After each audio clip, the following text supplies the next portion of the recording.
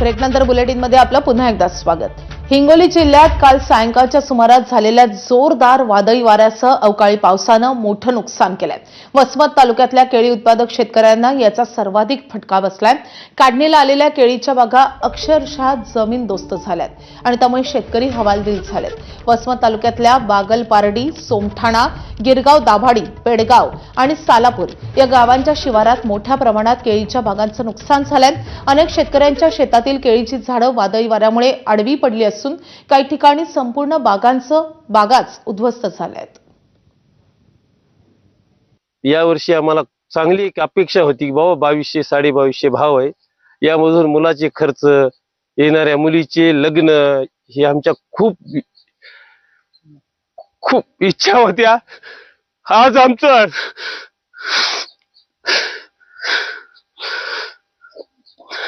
काय दादा सरकारकडून मागणी असणार? सरकारकडे काय तुटपुंजी म्हणून त्याने आम्हाला जास्तीत जास्त हेक्टरी 1 ते 1.5 लाख रुपये मदत करावी हीच आमची सरकारच्या चरणी इच्छा आहे।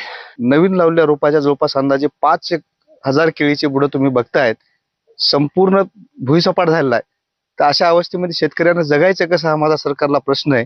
गेल्या वर्षी सुद्धा या जवळपास 6 जूनच्या वेळेस ह्याच प्रकारचं सगळं शेतकऱ्याचं नुकसान झालं।